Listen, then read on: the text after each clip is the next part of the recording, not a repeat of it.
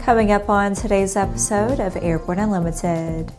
First F-35 accident results in loss of aircraft. Airshow pilot Julie Clark announces retirement tour. And Boeing wins $9.2 billion U.S. Air Force TX pilot training program contract.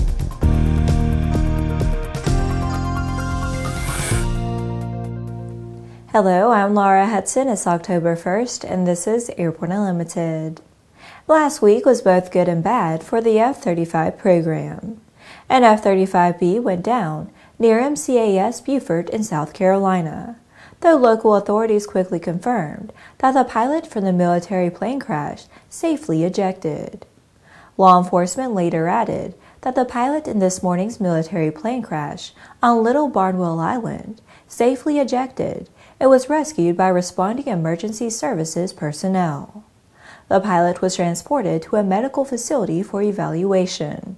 There were no other injuries reported. The scene of the crash is secured.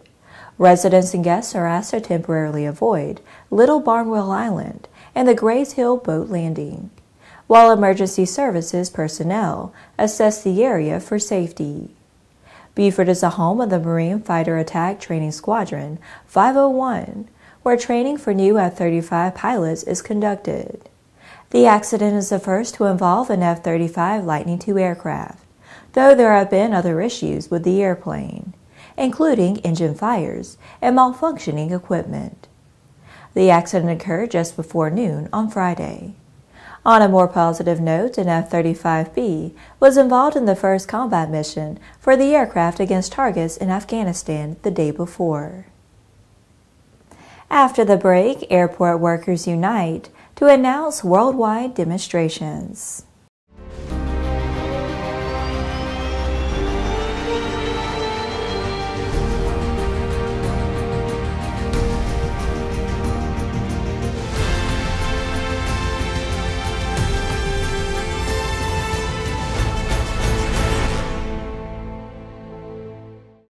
Concorde's recombinant gas RG series sealed battery technology produces a high-performance battery with the advantages of being pre-tested and fully charged at the factory.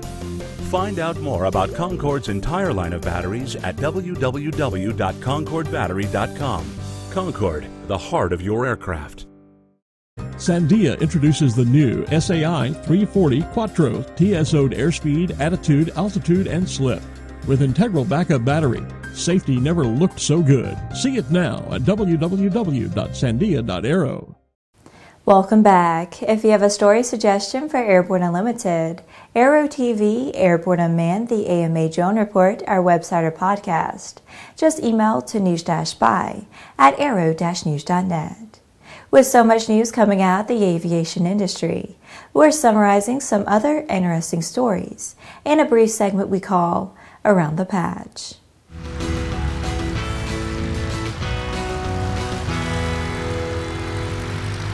Airport workers are announcing worldwide demonstrations set to take place at more than 40 airports in 13 countries on October 2nd to put airlines like United on notice and call for fair wages, union rights, and safe workplaces in every country.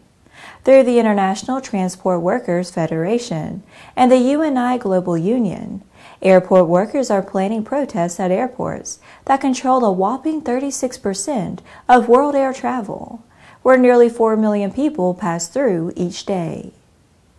A helicopter air ambulance pilot utilizing night vision goggles recently reported a near miss with a tower marked with LED obstruction lighting. This may have occurred because some LED lighting systems fall outside the combined visible and near-infrared spectrum detected by NVGs. In 2009, the FAA issued SAFO 09007 Night Vision Goggle Advisory pertaining to certain red color LEDs. The FAA has added an additional recommendation that air carriers and operators and Part 91 operators that utilize NVGs incorporate procedures into manuals or SOPs that require periodic unaided scanning when operating at low altitudes and when performing a reconnaissance of landing areas. Women in Aviation International received a $12,000 grant from the International Society of Transport Aircraft Training Foundation, which funds educational programs that advance commercial aviation. This is the fourth year that WAI has received an IST-AT Foundation grant. The grant will be used to further expand the distribution of Aviation for Girls magazine. Miami International Airport has been selected by the TSA as one of the 2 test sites for emerging perimeter intrusion detection and deterrence technologies that have been developed and tested in other high-risk transportation and public area venues. The lessons gained from the pilot program in the airport environment could be replicated by TSA nationwide. Well, that's it for today's trip around the patch. Now let's move on to the rest of the news. Journalists often overuse the word iconic, but the career of Airshow pilot Julie Clark certainly deserves that description, especially now that we know that Miss Clark is heading into her last year on the Airshow circuit, with her decision to retire next year. Her efforts have been featured by ANN and Aero-TV on countless occasions, but the depth and breadth of her career is truly hard to chronicle, while keeping in mind that Julie is still flying the same beautiful restored Beechcraft T-34 Mentor, during which Julie maintained a 19-year association with Mopar, 5 years with Chevron Global Aviation, 2 years with Juice Plus, and currently entering her 4th year with Tempest Aero Group. 2019 also marks Julie's 50th year flying. A retired Northwest Airlines captain, Julie has now flown more than 34,000 accident-free hours.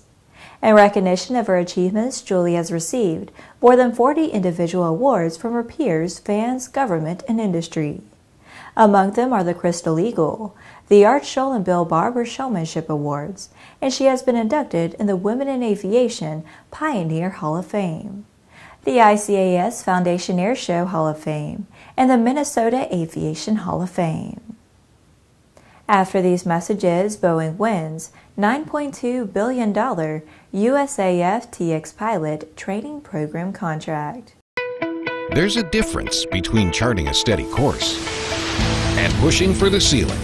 And for nearly a century, Hartzell Propeller has been defining that difference. It's in our passion for engineering and research and our dedication to testing the limits of performance. We are built on honor.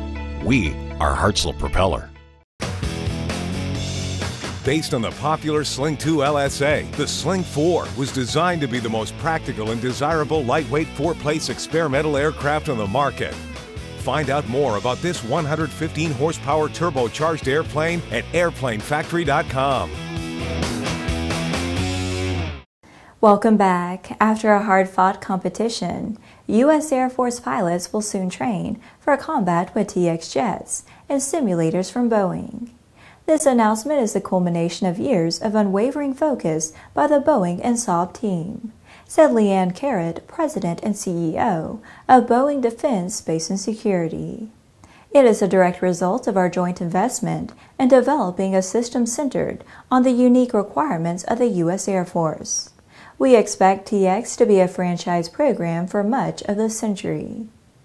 Boeing and its risk-sharing partner Saab designed, developed, and flight tested the all-new, purpose-built jets.